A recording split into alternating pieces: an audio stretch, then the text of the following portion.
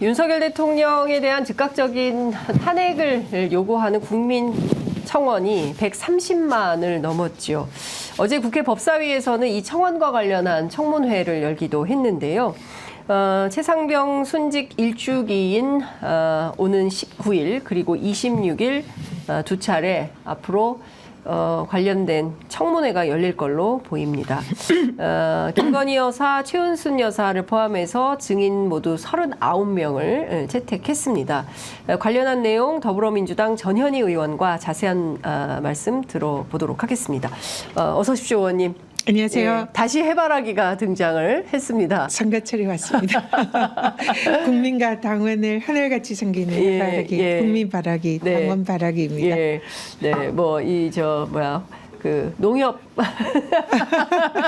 예, 홍보 활동도 적극적으로 하시는데, 하여간 최고위원 출마와 관련해서는 잠시 후에 여쭤보도록 하고요. 오늘 시간이 길지 않기 때문에 현안 위주로 조금 일단 여쭤보도록 하겠습니다.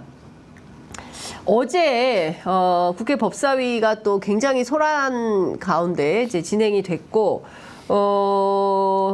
하여간 이 탄핵 문제와 관련해서 국회 법사위 차원에서 청문회를 열기로 한 겁니다. 19일과 26일 이제 두 차례 열리기로 한 건데요.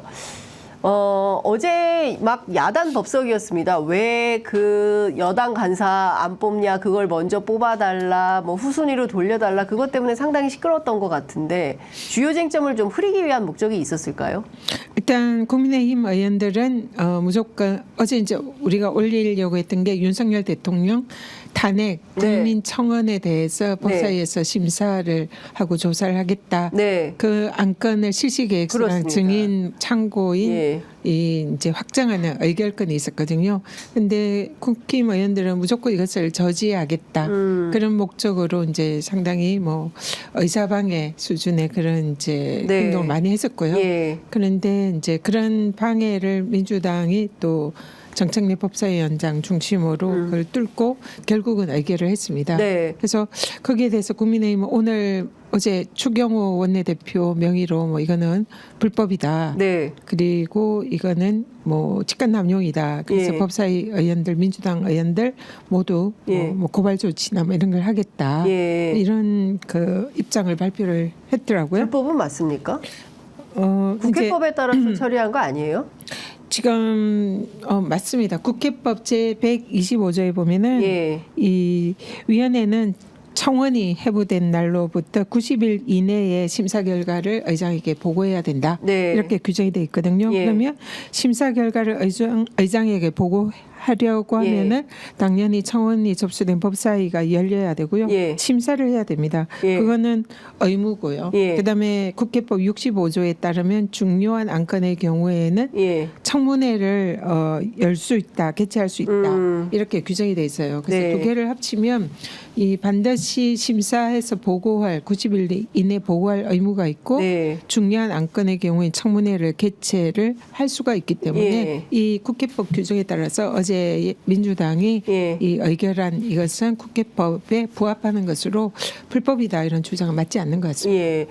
그러면 이제 어찌됐든 이제 그런 주장을 한다 하더라도 이것은 사실이 아닌 것인데, 제가 어제 국회 법사위 보다가 곽규택 의원 발언을 듣다가 너무 놀랐어요. 중간에 장경태 의원이 막 뭐 발언 중지하라고 막 요구하니까 정청래 위원장이 장경태 의원을 오히려 또 조용히 하라고 발언 존중해라 이제 얘기를 했는데, 다른 거 다 떠나서 북한 김여정 부부장에 대한 발언도 나오고요. 그리고 더 심각한 내용은 뭐 무슨 이중대라는 발언도 나왔습니다. 그러니까 기본적으로 민주당이 이를테면 조선노동당의 이중대이기 때문에, 그래서 최혜병 특검과 윤석열 대통령 탄핵과 관련된 청문회를 추진하려고 하는 거 아니냐. 그러니까 정확한 워딩을 읽어드리면 이런 겁니다. 최소한 국가보안법 위반 전과자에 의해서 대한민국 국회가 노란한 치욕적인 순간으로 역사에 기록될 것이다. 이제 이런 얘기를 했거든요. 어떻게 보십니까? 어제 그 자리에서 제가 제일 분노하고 화가 났던 지점인데요. 곽규택 의원은 먼저 이미 필리버스터를 하면서 우리 민주당 법사위 의원들을 네. 사실을 왜곡하고 명예훼손 수준의 네. 그런 발언을 했습니다. 그래서 어제 저랑 장경태 의원이 그 부분에 대해서 예, 신상 문제 제기를 발언으로 문제 제기를 예. 했고요. 근데 그거에 이어서 또 그런 발언을 하셨어요. 철진한 이 색깔론이죠. 네. 그리고 이 사실은 그 아무리 그 상임이지만은 그 예. 발언의 정도가 있고 한계가 있는데 네. 이거는 사실 이 상임위가 아닌 외부에서 했다면 이거는 명백한 명예훼손에 해당되는 네. 그런 내용입니다. 그리고 허위사실 유포고요. 예. 민주당 의원 그 어느 누구도 여기에 대해서 예. 북한을 의식하거나 저는 뭐 이 관련돼 가지고 북한의 뉴스를 본 적도 없습니다. 당연히 뭐 그 북한 쪽이랑은 네. 전혀 관련이 없는 사안인데도 마치 민주당이 북한의 이중대 뭐 김여정 예. 부부장의 뭔가 지령을 따른 듯한 그런 식으로 발언을 하는 것은 이거는 정말 그들의 눈에는 진짜 빨간 색안경만 끼고 있는지 네. 어제 너무나 화가 나서 네. 제가 사실은 참 평소에 침착하고 화를 네. 잘 내지 않는데 예. 어제는 분노가 폭발해가지고요. 예. 목소리가 한 그 평소에 뭐 한 10배 정도 네. 데시벨이 올라갔습니까? 데시벨이 올라가고 예. 뭐 목소리가 올라가고 그 분노를 여지없이 표현했습니다. 그래서 예.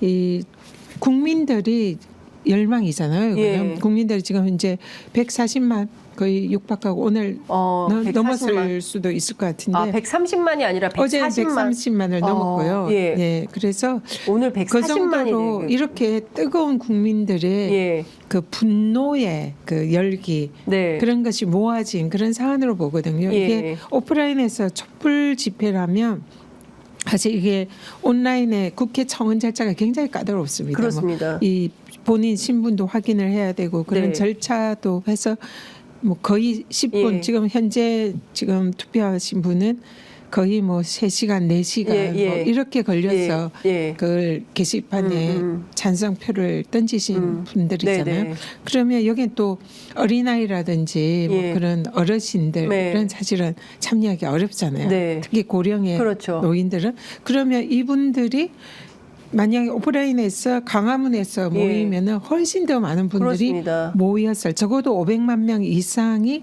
이 윤석열 탄핵에 찬성하고 청원을 하는 거거든요. 네. 그러면은 국회가 이거를 무시한다면은 그는 국민의 명령을 네. 무시하는 겁니다. 그렇습니다. 그런데 이것을 그렇게 폄훼하고 국민들을 마치 북한의 지령에 따르는 네. 듯한 그런 사람들로 예. 묘사를 해서 우리 민주당 의원들이 어제 너무너무 기가 차고 예. 분노하고 예. 그래서 저도 모르게 막 그 화가 나셨군요. 화도 나고 고함을 질렀죠. 예. 네. 혹시 안건 상정에 북한 조선 노동당의 담화가 참고된 것이 아닌지 의문이 듭니다라고 하는 것에 대해서 장경태 의원이 작작 좀 하세요. 이게 말이 됩니까? 이제 이런 얘기를 하면서 이제 상당히 언쟁이 격하게 붙었던 것인데요.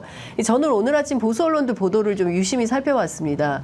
과거 같으면 국회 상임위장에서 국민의힘 의원이 이렇게 세게 발언을 하면 이거를 받아서 대서특필을 하면서 확장을 시키거든요. 그러면서 색깔론으로 몰아가는 이런 여론몰이를 했었는데 잘 안 썼어요. 그러니까 자기들이 보기에도 이렇게 가면 안 된다라는 판단을 하는 게 아닌가라는 생각을 좀 합니다. 그 촌스럽죠.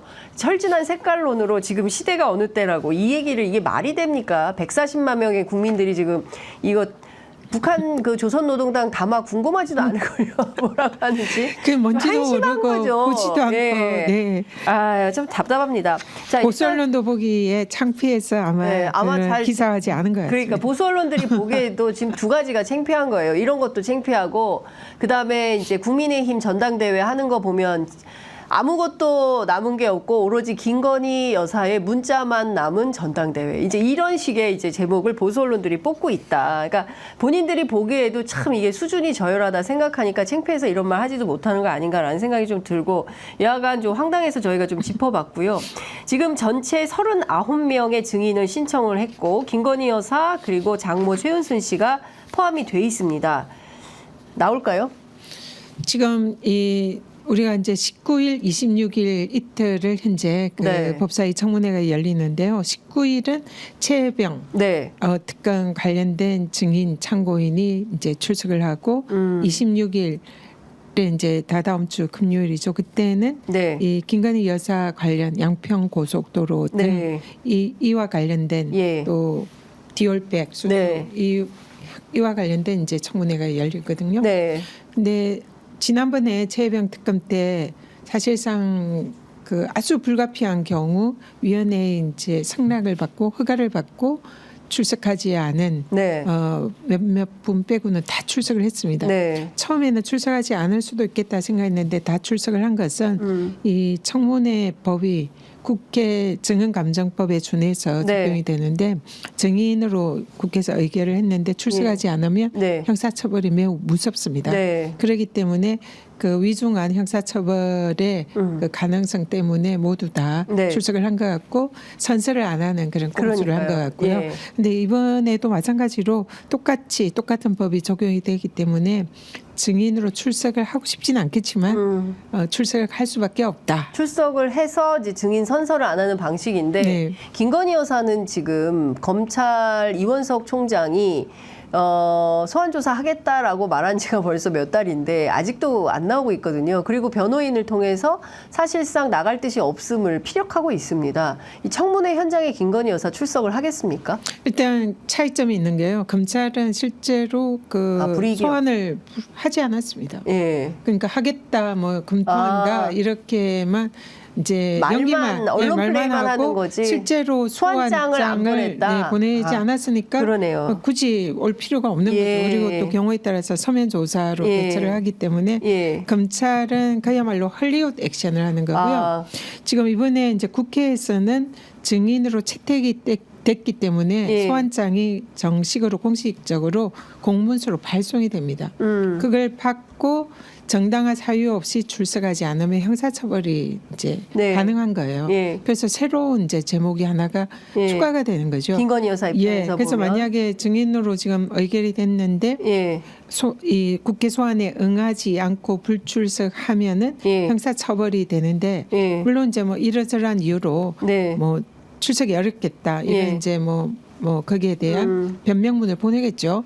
그렇지만 해외 순방하시는 거 아닙니까? 그 사이에 이제 네 그러면 이 네, 날짜가 또 이유가 되지 이유가 될 않습니까? 수도 있어서 예, 그거는 뭐 예. 지켜봐야 되겠지만 예. 그런 정당한 사유 외에는 반드시 출석을 해야 뭐 됩니다. 아프거나 이런 거는 되나요? 뭐 병원에 진료를 병원에 진단서를 받아도 이제 예. 그게 정당하다고 보일 때는 예. 이제 불출석을 인정을 해주는데 예. 그렇지 않은 경우에는 예. 대부분은 반드시 출석을 해야 됩니다. 반드시 지난번에 해병대 사령관 김기한 사령관도 그때 이제 그 서해 그랬죠. 오도에 훈련이 있었음에도 불구하고 출석하지 못하자 영상으로 예. 출석을 하고 선서를 하고 그럼 김건희 여사도 영상 출석할 수도 있을까요? 뭐 그것도 경우에 네. 따라서 이제 근데 영상 출석도 예. 정당한 이유가 있어야만이 가능하다. 허락을 해줄 수가 예. 있습니다. 그 지금 민주당 판단하기에 출석 가능성은 몇 %로 보고 계십니까? 출석 가능성은 물론 높지 않다고 생각을 합니다. 예. 근데 본인이 형사 처벌을 받을 수 있는 범죄 항목이 차곡차곡 쌓이는 것은 네. 그 남편의 대통령의 탄핵 사유를 계속 마일리지를 축적하는 것이기 때문에 네. 이참에 또 문자를 보면 여러 가지 사과를 하고 싶은 네, 의사가 네, 네. 있다고 했잖아요. 이 기차 이번에 네, 이참에 국회에 출석을 해서 국민들이 보는 앞에서 예. 본인이 잘못했다고 느끼는 부분에서 예. 국민 앞에서 정정당당하게 사과하는 것도 예. 그 지금 위기에 몰린 이 예. 대통령실과 국힘의 예. 그런 위기를 하나 좀 해결하는 타결하는 방법이 될 수 있지 있다. 않을까. 어떤 측면에서는 민주당이 기회를 주는 것이다. 네. 사과의 기회를. 그렇죠. 그래서 전향적으로 출석하는 것을 적극 검토하기를 권고 조언드립니다. 그 고령의 나이를 핑계로 최은순 여사 불출석 가능성은 어떻게 보십니까? 지금 그분은 예. 굉장히 뭐 TV나 뭐 재판 출석이나 여러 가지 보면 굉장히 쌩쌩하고 예. 도저히 고령이라고 믿어지지 예. 않을 정도로 건강한 모습인데 아니 심지어 모 변호사가 저한테 네. 저도 굉장히 깜짝 놀랐는데 최은순 여사가 저보다 더 젊어 보인다고 절더러 반성하라고 예, 최은순 여사가 훨씬 젊어 보인다 이렇게 얘기를 하더라고요. 예. 네, 그러니까 그 고령을 핑계로 예. 대는 것은 예. 정당 사유가 되지 않을 것 같고요. 예. 그분도 자기 사위랑 딸을 위한다면 정정당당하게 출석해서 국민들 네. 앞에 사과하시고 본인의 예. 그런 이제 뭐 소명할 건 소명하고 예. 그렇게 하셨으면 좋겠습니다. 19일 날은 그러면 누가 주로 나오는 겁니까? 그러면은 김건희 여사가 19일 출석 받게 되는 겁니까? 김건희 여사 관련된 양평 고속도로 26일. 네, 예, 26일은 이제 그 김건희 양평도로. 여사 관련된 그래서 김건희 디올백 여사. 수수와 관련해서 예. 이번에 터무니없는 무혐의 결정을 내린 권익위원장도 이날 정인으로 예. 저희들이 의결을 했습니다. 그래서 그렇군요. 김건희 여사 관련된 부분은 26일, 19일은 이제 최혜병 특검. 네. 지난번에 나오셨던 증인들, 네. 좀 전에 이제 김정민 네, 변호사님은 네, 네. 참고인으로 네. 출석을 하게 될 거고요. 지난번에 이제 저희들이 미처 생각하지 못했던 이종호, 예. 블랙펄 인베스트. 네, 예. 이종호 그리고 그다음에 그 송모 씨. 검찰단장, 네. 그 국방부 감찰단장. 네, 네, 예. 네. 그리고 아마 뭐 이런 분들. 네네. 그래서 지난번에 나오지 않았던 분들을 분들을 추가로 추가해서 저희가 신청을 했습니다. 알겠습니다. 그 명품백 관련해서 여쭙겠습니다. 국민권익위원회가 끝끝내 공직자 배우자에 대해서는 청탁금지법상 제재 대상이 없다. 따라서 뭐 이것은 뭐 해당 사항이 없으므로 결론을 내렸습니다. 그러면서 이런 얘기를 했어요. 덧붙였는데요. 공직자 배우자가 직무 관련해서 금품을 받아도 된다. 이 의미는 아닙니다. 라고 설명을 또 붙였어요. 그러면 김건희 여사가 받는 거는 괜찮고 다른 공직자의 배우자들이 받는 것은 안 된다. 이런 얘기입니까? 이게 말입니까? 막걸리입니까? 이거 어떻게 받아들여야 됩니까? 전직 권익위원장님 자격으로 좀 답변 좀 해주십시오. 권익위 문 닫아야 네. 된다 생각합니다. 문 닫아야 지금, 됩니까? 네, 셀프 사형 선고를 스스로 내렸고요. 네. 지금 그 사실상 그 돌이킬 수 있는 그런 기회를 국민들이 줬는데 지난번에 결정을 잘못했으면 이번에 이제 최종적으로 할 때 다시 한번 재의결을 한다든지 뭔가 뒤집으려는 노력을 해야 되는데 네. 오히려 더 목리를 부렸습니다. 그래서 더 자신들의 그 정치적인 그런 기관의 운명과 자신들의 운명을 더 재촉했다. 네. 몰락을 재촉했다. 이렇게 생각이 들고요. 예. 말이 안 됩니다. 왜냐하면 청탁금지법은 원래가 공직자를 대상으로 하는 법률 맞습니다. 네. 그렇기 때문에 이 청탁금지법은 규율 대상이 김건희 여사 디올백 수수 관련해서는 대통령의 범죄입니다. 네. 공직자인 예, 대통령. 그러니까 그 금품 수수금지 제한이 수수금지가 되는 이 명품백 300만 원에 상당하는 금품을 배우자가 수수를 한 것은 대통령의 범죄다. 이게 네. 청탁금지법이에요. 예, 그러니까 예. 대통령이 신고하고 반환해야 되는데 이 의무를 다하지 않았잖아요. 그럼 그걸로 이미 대통령의 청탁금지법 위반이 성립하는 거예요. 네. 그리고 배우자는 당연히 처벌을 안 받습니다. 네. 너무 당연한 예. 거고요. 대통령 그 배우자의 배우자인 공직자인 대통령이 처벌 형사처벌을 대상. 받아야 되기 때문에 예. 권익위는 예. 김건희 여사가 받은 것이 뭐 아무런 문제가 없다라고 결정을 내릴 게 아니라 예. 그것을 받은 게 확실하기 때문에 대통령이 신고하고 반환한 청탁금지법 의무를 다하지 않았기 때문에 대통령이 청탁금지법 위반이다 예. 라고 결정을 하는 게 너무나 상식에 부합하고 법 네. 규정입니다. 근데 이걸 뒤에 대통령을 쏙 빼고 예. 배우자는 민간인이니까 법 적용 대상이 아니다. 예. 이거는 반쪽 해석이고 반쪽 해석. 스스로가 자기들의 존재 의미를 부정을 하는 예. 겁니다. 그런데 소수 의견으로 이런 얘기도 있었다는 거거든요. 실제로 알선 수재죄가 가능하다. 이걸로 처벌하면 된다라는 소수 의견이 있었고, 그리고 사실 이게 대통령 기록물로 볼 수는 없다. 이런 의견도 있었다는 겁니다. 근데 이런 거는 완전히 묵살된 거 아닙니까? 그 얘기는 이제 더 이렇게 진전된 얘기고요. 네. 기본적으로 예. 대통령의 청탁금지법 위반은 너무나 당연한데 이걸 네. 눈을 감은 거고요. 네. 그다음에 청탁금지법은 이 대가성 이런 거를 요하지 않습니다. 이제 뇌물죄는 예. 이 부정한 이 물건을 네. 수수를 해서 그렇습니다. 대가가 있는 뭔가 이제 인과관계가 그런 거를 입증이 돼야 하는데 되고. 그걸 요하지 않는다는 측면에서 청탁금지법이 무서운 거고요. 예. 근데 더 나아가서 뇌물죄인 대가성을 이제 요건으로 하는데 뇌물죄는 공직자가 네. 이제 성립하는 네. 그 신분범입니다. 예, 그래서 이 사안은 예. 그 대통령의 제3자 뇌물죄를 한번 고민해 볼 수 있는 거죠. 대통령의 경제 공동체이니까 아, 만약에 예, 예. 뇌물죄가 성립을 한다면 예. 그러니까 그 민간인에게는 뇌물죄가 성립하지 않기 때문에 예. 공직자인 대통령의 그 대통령이 그 최순실 특검할 때 했던 그렇습니다. 논리잖아요. 예. 그러니까 대통령과 그 부인은 경제 공동체이니까 제3자 뇌물죄를 고민을 해볼 수도 있는 거고요. 아하. 그다음에 김건희 여사를 처벌을 정하고 싶으면 예. 이 경우에는 민간인에게 성립하는 뇌물죄가 알선수재입니다. 아하. 그래서 알선수재죄는 김건희 여사 예. 이게 성립하면 대통령의 제3자 뇌물죄도 같이 고민을 해야 되는 거죠. 네. 그런 부분에 이제 거기에 해당된다고까지 얘기하는 분이 있다는 거고요. 그리고 대통령 기록물의 경우에는 지금 권익위에서도 판단을 안 했고 대통령실에서도 지난번에 국회 운영위에서 정진석 비서실장이 아직 판단을 안 했다 했습니다. 그런데 네. 대통령 기록물의 판단 권한은 어떻게 보면 대통령 기록물법에 의한 대통령 기록관 쪽에 있는 거거든요. 네. 근데 그 판단을 대통령실도 안 했는데 권익위가 이것을 해석할 권한이 없습니다. 네. 그런데 그게 무슨 권한으로 이건 대통령 기록물이니까 청탁금지법 위반이 아니다. 이걸 얘기를 할 수가 없는 거거든요. 예. 그러니까 이거는 권익위의 그 위원장 부위원장들이 월권한 거고 어떻게 보면 직권남용입니다. 그래서 자신들이 소관 부처인 청탁금지법에 대해서 판단을 해야 되는 거고 예. 거기에 대해서 분명하게 위반이다라고 얘기를 해줘야 이게 명백히 그동안 관행이나 법에 부합하는 내용인데 이것도 면죄부주고 자기들 알선수재도 아니고 기록물이니까 우리는 네. 이거는 기록물법으로 해야 된다. 이거는 월권이고 어불상설이고 내로남불 이중잣대입니다. 네.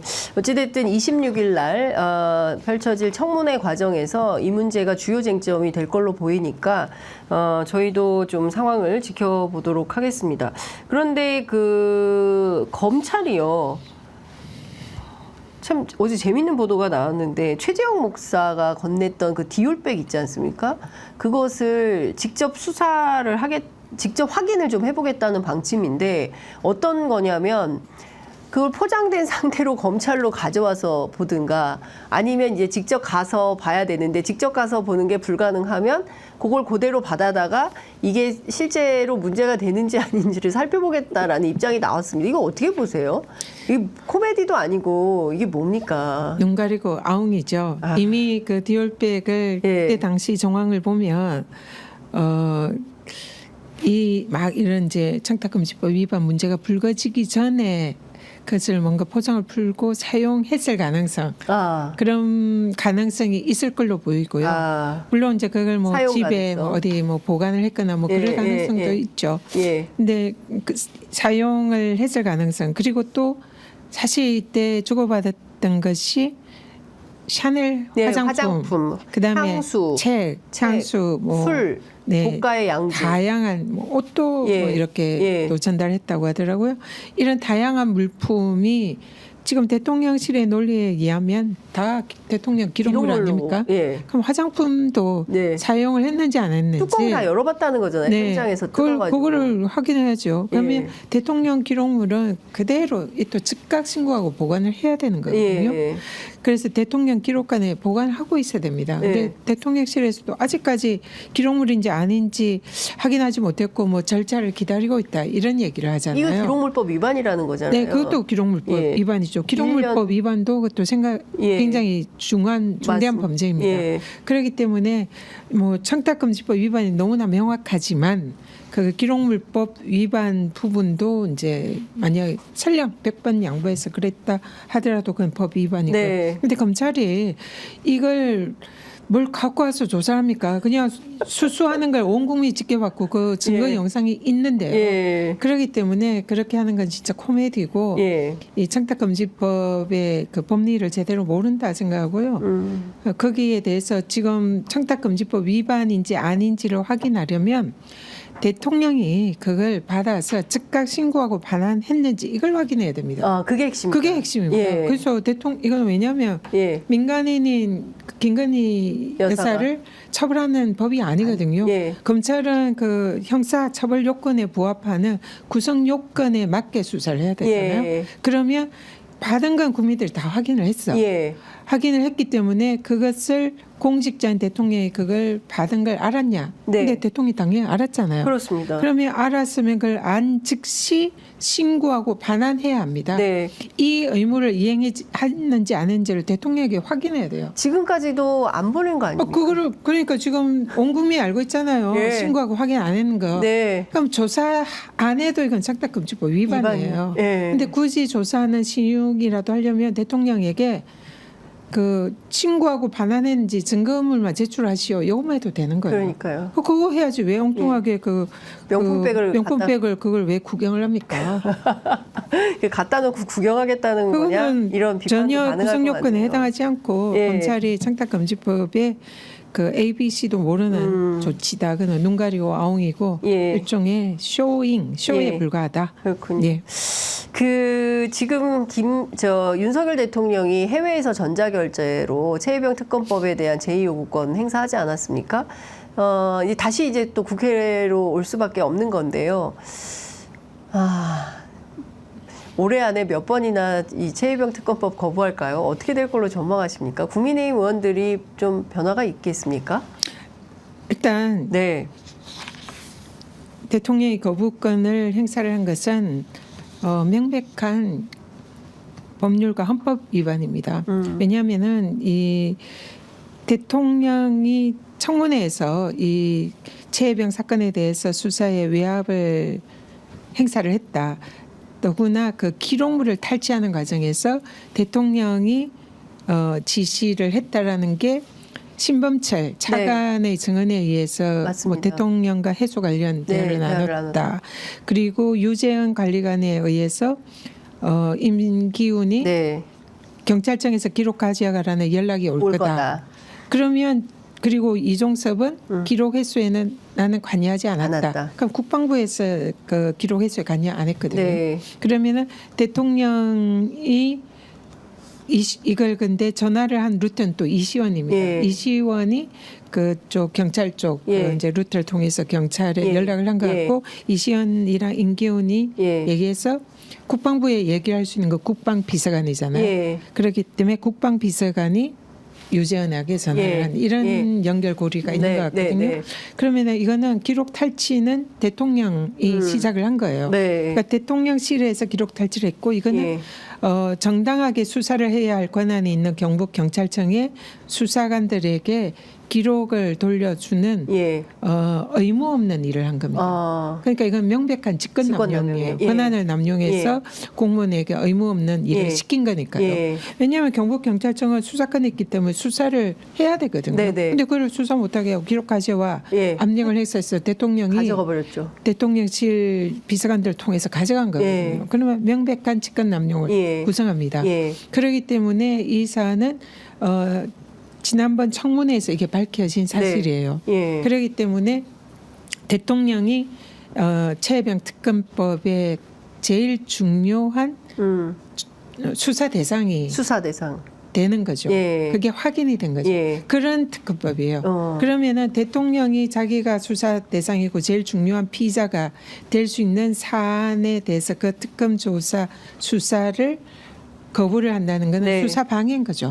이게 또 수사 외압인 거죠. 예. 이거는 자신이 피의자가 될 수 있는 사안에 대해서 수사를 방해하는 거고 그런 행위는 이거는 명백한 이해충돌입니다. 네. 이해충돌 방지법 위반이에요. 예. 그렇기 때문에 거부권을 행사를 해서는 안 됩니다. 네. 이거는. 그런데 그걸 행사를 했기 때문에 네. 이거는 명백한 이해충돌 방지법 위반으로 헌법 위반이 되고 그 헌법 규정 아시잖아요. 네. 대통령이 헌법과 법률 규정을 위반한 때는 뭐죠? 탄핵 사유가 되는 겁니다. 되죠. 예. 이미 탄핵 사유가 성립을 한 거부권이에요. 네. 그럼에도 불구하고 여기에 대해서 탄핵 뭐 소추나 발의 통과되는 요건이 워낙 까다로우니까 네. 지금 이제 안 되지만 예. 이 부분에 대해서는 이미 탄핵 마일리지를 정확하게 쌓았다. 헌법 법률 위반. 네. 그렇게 보고요. 향후에 이제 거부권 행사하고 재의결해서 이제 민주당이 네. 총력을 다해서 나머지 부족한 8석을 확보하도록 노력을 해서 재의결하도록 노력할 거고 그것이 안 되면 또 발의해야죠. 예. 또 발의해서 국민들의 이해를 구하고 동의를 구하고 예. 결국은 통과시키도록 노력을 하는 한편 그리고 아까 말씀드렸지만 이거는 거부권을 행사하지 말아야 할 사안의 거부권을 행사했기 때문에 국회와 대통령의 권한이 충돌하는 겁니다. 대통령의 불법적인 권한이 국회의 입법권을 침해한 거예요. 네. 그래서 이거는 헌법 재판으로 갈 수 있는 사안이기도 합니다. 권한쟁의 네. 심판 예. 이런 부분도 고려를 해봐야 될 것 같고요. 그렇군요. 여러 가지 방안이 있을 수 있다. 예. 이렇게 봅니다. 아유, 시간이 많지 않아서 잠시 후에 이재명 대표가 11시에 출마 기자회견 하게 되어 있는데요. 지금 전현희 의원님께서도 이번 전당대회 최고위원 후보로 출마를 하십니다. 실종된 대한민국의 비전을 제시하고 희망을 주는 메시지를 전달하겠다. 이게 이제 이재명 대표의 입장인 건데 의원님은 좀 어떤 판단과 입장을 갖고 계십니까? 제가 이번에 최고위원회 출마를 한 것은 네.